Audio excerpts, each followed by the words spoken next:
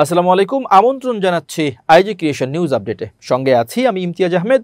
শুরুতেই সংবাদ শিরোনাম। তারেক আউট, প্রধানমন্ত্রী হিসেবে নির্বাচন করবেন খালেদা জিয়া। ওবায়দুল কাদেরের কুকীর্তি ফাঁস করল ভারতীয় মিডিয়া। ভারতের উপর 25% শুল্ক আরোপ করলেন ট্রাম্প। ফিলিস্তিনকে রাষ্ট্র হিসেবে স্বীকৃতির আহ্বানে 15 দেশের যৌথ বিবৃতি।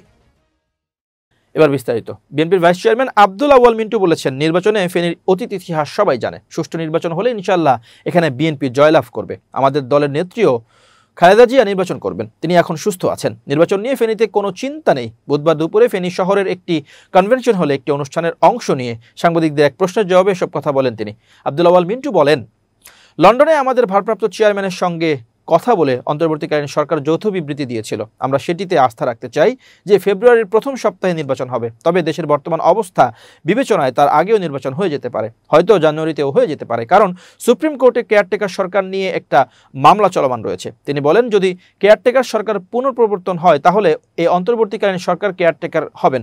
কেয়ারটেকার সরকারে 90 দিনের মধ্যে নির্বাচন দেওয়ার কথা বলা আছে। সরকার জনগণের কাছে দায়বদ্ধ না থাকলে ভালো কাজ করবে না উল্লেখ করে আব্দুল আউয়াল মিন্টু বলেন, বিগত 19 বছর আমরা আন্দোলন সংগ্রাম, অত্যাচার, নির্যাতন সহ্য করে আসছি। কেউ যদি বলে আমরা হঠাৎ করে নির্বাচন চাচ্ছি, বিষয়টি সঠিক নয়। বরং 2006 সাল থেকে আমরা নির্বাচন চেয়ে আসছি। একটি দেশের সরকার যদি জনগণের কাছে দায়বদ্ধ না থাকেন তাহলে তারা কখনো ভালো কাজ করবে না। তাই আমরা চাচ্ছি নির্বাচনটা হোক। বিএনপির এই নেতা আরও বলেন, আমরা বলে আসছি 2008 সালে যে নির্বাচন হয়েছে সেটা অবাধ ও সুষ্ঠু হয়নি। 2006 সাল থেকে দেশে কোনো নির্বাচিত সরকার নেই। 2 যুগ ধরে যদি নির্বাচিত সরকার না থাকে তাহলে মানুষের অর্থনৈতিক বা জীবনযাত্রার মানোন্নয়ন হবে না। নির্বাচনের সঙ্গে জড়িত থাকে একটি সরকার যারা জনগণের কাছে দায়বদ্ধ থাকে। টেলিগ্রামে চাঁদাবাজি, অননুমোদিত গ্রুপ পরিচালনা ও রাজনৈতিক কার্যক্রমে অর্থ সংগ্রহের অভিযোগে এবার ওবায়দুল কাদেরের বিরুদ্ধে বিস্ফোরক তথ্য প্রকাশ করল ভারতীয় সংবাদ মাধ্যম। ক্ষমতা হারানোর পরেও আওয়ামী লীগের এই শীর্ষ নেতা কিভাবে ভার্চুয়াল মাধ্যমে দল পরিচালনা ও অর্থ আদায়ের চেষ্টা করছেন তা তুলে ধরা হয়েছে ওই প্রতিবেদনটিতে। টেলিগ্রাম সেশনে শেখ হাসিনার সামনে কথা বলতেও লাগে টাকা। অভিযোগের কেন্দ্রে ওবায়দুল কাদের। আগামী 5 আগস্ট যে দিনটি শেখ হাসিনার ভারতে আশ্রয় নেয়ার 1 বছর পূর্ণ হবে, তার আগেই আওয়ামী লীগের ভেতরে তীব্র অস্থিরতা তৈরি হয়েছে। সাবেক প্রধানমন্ত্রী শেখ হাসিনার দল আওয়ামী লীগের একাধিক শীর্ষ সূত্র ভারতীয় সংবাদ মাধ্যম নিউজ 18কে জানিয়েছে, দলটি এখন একাধিক জটিল সমস্যার মুখোমুখি। বাংলাদেশের দলটি নিষিদ্ধ হওয়ায় নেতারা খুব একটা অবাক না হলেও টেলিগ্রাম প্ল্যাটফর্মে দলীয় নেতাকর্মীদের কথা বলার সুযোগ করে দিতে টাকা আদায়, অনুমোদনহীন গ্রুপ গজিয়ে ওঠা এবং এসব গ্রুপে গোয়েন্দা সংস্থার অনুপ্রবেশ, এসব ঘটনায় বিস্মিত আওয়ামী লীগের শীর্ষ মহল। টেলিগ্রাম গ্রুপ আর চাঁদাবাজির অপারেশন গত 1 বছরে টেলিগ্রাম হয়ে উঠেছে পালিয়ে থাকা শেখ হাসিনার দলের মূল সাংগঠনিক প্ল্যাটফর্ম। কিছু গ্রুপের সদস্য সংখ্যা 20 থেকে 30 হাজারের বেশি। প্রতিদিন রাত 9টার পর থেকে গভীর রাত পর্যন্ত চলা এই ভার্চুয়াল আড্ডায় অংশ নিচ্ছেন কেন্দ্রীয় নেতা, বর্তমান সাবেক সংসদ সদস্য, জেলা ও উপজেলা পর্যায়ের নেতারা। তবে আওয়ামী লীগের নির্ভরযোগ্য সূত্রগুলো নিউজ 18কে জানিয়েছে, এমনকি যখন শেখ হাসিনা নিজে কোনো টেলিগ্রাম সেশনে উপস্থিত থাকেন তখনও কে তার সামনে কথা বলবে তা নির্ধারণে অর্থ লেনদেন হয়। এই বিষয়ে সন্দেহের কেন্দ্রে রয়েছেন দলটির সাধারণ সম্পাদক ওবায়দুল কাদের। ওবায়দুল কাদের এখন নিজের রাজনৈতিক কর্মকাণ্ডের মঞ্চ হিসেবে টেলিগ্রামকে বেছে নিয়েছেন। প্রতিদিন একাধিক গ্রুপে নিজে কথা বলার সময়সূচি ঠিক করেন এবং প্রায়ই বলেন ঢাকা ঘেরাও করার ডাক। তবে তার বক্তব্যে সময়সীমা বা বাস্তব পদক্ষেপে নির্দিষ্ট পরিকল্পনার অভাব আছে বলেও অভিযোগ। দলটির এক সিনিয়র নেতা নাম প্রকাশ না করার শর্তে নিউজ 18কে বলেন, ওবায়দুল কাদেরকে এখন কর্মীরা প্রত্যাখ্যান করেছে। তিনি নিজেকে প্রাসঙ্গিক রাখার জন্য টেলিগ্রামে অসংখ্য গ্রুপ তৈরি করেছেন। এগুলো দলের জন্য নয়, একটি অর্থনৈতিক প্রতারণা চালানোর জন্য। শীর্ষ নেতৃত্ব জানতে পেরেছে তিনি দলের সিনিয়র নেতা, সংসদ সদস্য, সাবেক মন্ত্রীদের কাছ থেকে টাকা নিয়েছেন যাতে তারা শেখ হাসিনার সঙ্গে ভার্চুয়াল বৈঠকে অংশ নিতে পারেন। জাতীয় নাগরিক পার্টির আহ্বায়ক নাহিদ ইসলাম বলেছেন, সরকারে আমাদের 2 জন ছাত্র উপদেষ্টা রয়েছে, তাদের নিয়ে নানা ষড়যন্ত্র চলছে, তাদের পদত্যাগের চেষ্টা করা হচ্ছে। তারা এনসিপির কেউ নয়, তারা জুলাই আন্দোলনে গণ অভ্যুত্থানের প্রতিনিধি, গণ অভ্যুত্থানের শক্তিশালী করতে তাদের অবদান রয়েছে। বুধবার 30 জুলাই নরসিংদী পৌরসভা মোড়ে এনসিপির দেশব্যাপী দেশ গড়তে জুলাই পথযাত্রা অনুষ্ঠানে তিনি কথা বলেন। তিনি বলেন, আমরা দেখছি 1 বছরের নানা ষড়যন্ত্র হয়েছে, নানাভাবে বাধাগ্রস্ত করা হয়েছে, সংস্কারের কাজ এগিয়ে নিয়ে যেতে দেওয়া হয়নি, নতুন সংবিধানকে প্রতিষ্ঠা করতে দেওয়া হয়নি, ফ্যাসিস্ট রাষ্ট্রপতি চুপ্পুকে অপসারণ করতে দেওয়া হয়নি, আমাদের ঘোষণাপত্র দেওয়া হয় নাই। আমরা এই স্মৃতি ভুলি নাই, আমরা এই দাবি থেকে সরে আসি নাই, আমরা সংগঠিত হচ্ছি, আমরা সংগঠিত হয়ে আবারও এই দাবি আদায় করে ছাড়ব। তিনি আরও বলেন, 2024 সালের এই দিনে নরসিংদীর ছাত্র জনতা রাস্তায় নেমে এসেছিল। সেই 18 জুলাই আন্দোলনে শহীদ হয়েছেন নরসিংদীর তাহমিদ ও ইমন সহ 22 জন। এই ফ্যাসিস্টরা তাদের গুলি করে হত্যা করেছে। আজ তাহমিদ সহ 22 শহীদকে শ্রদ্ধা ভরে স্মরণ করছি। এই বিপ্লবে নরসিংদীর ছাত্র জনতা নেমে এসেছিল একটি নতুন বাংলাদেশের জন্য, বৈষম্যহীন বাংলাদেশ গড়ার জন্য। 1 বছর পরও আমরা দেশ গড়তে জুলাই পদযাত্রায় একই দাবি নিয়ে নেমেছি। নরসিংদীবাসীর উদ্দেশ্যে বলেন, যেই নরসিংদীতে গণ অভ্যুত্থান হয়েছিল সেই গণ অভ্যুত্থানের দাবির প্রেক্ষিতে সারা বাংলাদেশের মানুষ নেমে এসেছিল যেই সন্ত্রাস চাঁদাবাজ মুক্ত একটি বাংলাদেশের দাবিতে। তার জন্য এখনো রাজপথে নামতে হচ্ছে। নরসিংদী এলাকার উন্নয়নের কথা বলতে গিয়ে বলেন, নরসিংদীতে শিল্পোন্নত করা হবে। নরসিংদী থেকে ভূমিদস্যু সন্ত্রাস চাঁদাবাজ আমরা বিতাড়িত করতে চাই। তাই নরসিংদীতে জাতীয় নাগরিক পার্টিকে শক্তিশালী করার আহ্বান জানান তিনি আরো বলেন, যেভাবে নানা ষড়যন্ত্র করা হচ্ছে, হামলা আক্রমণ করা হয়েছে, বাধা দেওয়া হচ্ছে, নির্যাতন করা হচ্ছে, তারপরও আপনাদের জন্য এই জুলাই পদযাত্রা সফল করতে পেরেছি। আগামী দিনে এনসিপির জয় জয়কার হবে ইনশাআল্লাহ।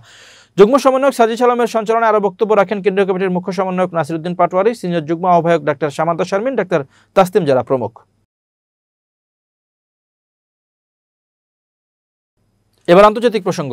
ভারতের ব্যাপক সমালোচনা করে নিজের সামাজিক যোগাযোগ মাধ্যম ট্রুথ সোশ্যালে পোস্ট করেছেন যুক্তরাষ্ট্রের প্রেসিডেন্ট ডোনাল্ড ট্রাম্প। তিনি বলেছেন, যদিও ভারত যুক্তরাষ্ট্রের বন্ধু, তা সত্ত্বেও যুক্তরাষ্ট্রের সঙ্গে তারা সবচেয়ে বেশি বাণিজ্য বাধা তৈরি করে রেখেছে। এছাড়া রাশিয়ার কাছ থেকে সামরিক অস্ত্র এবং জ্বালানি কিনছে। এ কারণে আগামী 1 আগস্ট থেকে যুক্তরাষ্ট্রে রপ্তানির ক্ষেত্রে সব ভারতীয় পণ্যকে 25% শুল্ক দিতে হবে। সঙ্গে রাশিয়া থেকে জ্বালানি অস্ত্র কেনা জরিমানা গুনতে হবে।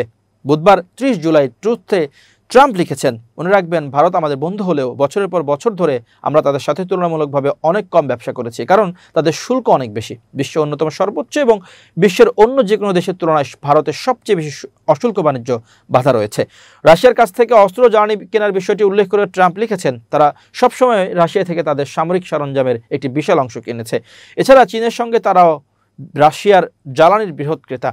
ভারত এমন সময় রাশিয়া থেকে পণ্য কিনছে যখন বিশ্বের সবাই চায় রাশিয়া ইউক্রেনে তাদের হত্যাযজ্ঞ বন্ধ করুক। তিনি আরও লিখেছেন, এমন পরিস্থিতিতে ভারত 25% শুল্ক প্রদান করবে এবং অস্ত্র জ্বালানি কেনায় জরিমানা দেবে। এই বিষয়ে মনোযোগের জন্য আপনাকে ধন্যবাদ। এর আগে ট্রাম্প হুমকি দিয়েছিলেন, যুক্তরাষ্ট্র ও ভারতের মধ্যে বাণিজ্য চুক্তি যদি চূড়ান্ত না হয় তাহলে ভারতের পণ্যের শুল্ক বাড়িয়ে 25% পর্যন্ত করা হবে। এর কয়েক ঘন্টা পরে তিনি নয়াদিল্লির উপর 25% শুল্ক সঙ্গে জরিমানা আরোপের ঘোষণা দিলেন।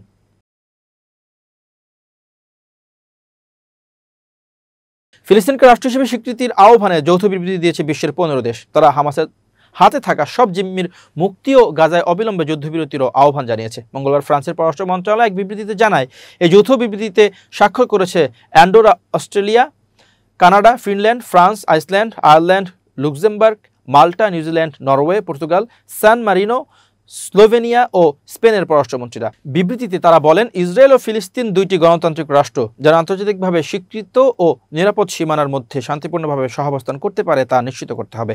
এ লক্ষ্যে জাতিসংঘের প্রস্তাব ও আন্তর্জাতিক আইনের প্রতি শ্রদ্ধা জানানো হয়। ইসরায়েলের 2 মন্ত্রীর নেদারল্যান্ডসে প্রবেশ নিষিদ্ধ করা হলো। তারা গাজা ও পশ্চিম তীরকে একটি একক প্রশাসনিক কাঠামোর অধীনে প্যালেস্টাইন অথরিটি নিয়ন্ত্রণে আনার গুরুত্ব তুলে ধরেন। বিবৃতিতে গাজায় ভয়াবহ মানবিক পরিস্থিতি ও বেসামরিক হতাহতের ঘটনায় গভীর উদ্বেগ প্রকাশ করা হয় এবং জরুরি সহায়তা পৌঁছাতে জাতিসংঘ ও এর বিভিন্ন সংস্থার ভূমিকাকে অত্যন্ত গুরুত্বপূর্ণ বলে উল্লেখ করা হয়। যৌথ বিবৃতিতে বলা হয়, আমরা ইতিমধ্যে ফিলিস্তিন রাষ্ট্রকে স্বীকৃতি দিয়েছি কিংবা স্বীকৃতি দেওয়ার ইচ্ছা প্রকাশ করেছি অথবা ইতিবাচকভাবে বিবেচনা করছি যে দ্বিরাষ্ট্র সমাধানের পথই সবচেয়ে গুরুত্বপূর্ণ পদক্ষেপ। এতে বলা হয়, যেসব দেশ এখনও এই পথে আসেনি আমরা তাদের এই আহ্বানে যোগ দেওয়ার জন্য আমন্ত্রণ জানাই। আমরা গাজায় যুদ্ধ পরবর্তী দিনের জন্য একটি কাঠামো গড়ে তোলার প্রতি প্রতিশ্রুতিবদ্ধ, যেখানে গাজার পুনর্গঠন, হামাসকে নিরস্ত্রীকরণ এবং ফিলিস্তিনি শাসন ব্যবস্থা থেকে হামাসকে বাদ দেওয়া নিশ্চিত করা হবে। সর্বশেষ গাজার স্বাস্থ্য মন্ত্রণালয়ের তথ্য মতে সেখানে ইসরায়েলি সেনাবাহিনীর গুলিতে সহায়তা নেওয়ার চেষ্টা করতে গিয়ে অন্তত 1179 জন নিহত এবং 7950 জনের বেশি আহত হয়েছেন। 2023 সালের 7 অক্টোবর থেকে ইসরায়েলি সেনাবাহিনীর বর্বর হামলা এখন পর্যন্ত 60,000-এর বেশি ফিলিস্তিনি নিহত হয়েছেন। এর মধ্যে বেশিরভাগই নারী ও শিশু। অব্যাহতভাবে বোমা বর্ষণে গাজার প্রায় সব এলাকা ধ্বংস হয়ে গেছে এবং সেখানে ভয়াবহ খাদ্য সংকট দেখা দিয়েছে। গত নভেম্বরে গাজায় যুদ্ধাপরাধ ও মানবতাবিরোধী অপরাধের অভিযোগে ইসরায়েলের প্রধানমন্ত্রী বেনিয়ামিন নেতানিয়াহু ও তার সাবেক প্রতিরক্ষামন্ত্রী ইয়োভ গ্যালান্টের বিরুদ্ধে গ্রেপ্তারি পরোয়ানা জারি করেছে আন্তর্জাতিক অপরাধ আদালত ICC। প্রিয় দর্শক, শেষ করছি আজ ক্রিয়েশন নিউজ আপডেট। আজ এই পর্যন্তই। ভিন্ন খবর নিয়ে দেখা হবে আগামীকাল। নিজেকে আপডেট রাখতে সাবস্ক্রাইব করুন চ্যানেলটি। নিয়মিত লাইক, কমেন্ট ও শেয়ার করে ছড়িয়ে দিন সর্বত্র। সুস্থ থাকুন, নিরাপদে থাকুন। আল্লাহ হাফেজ।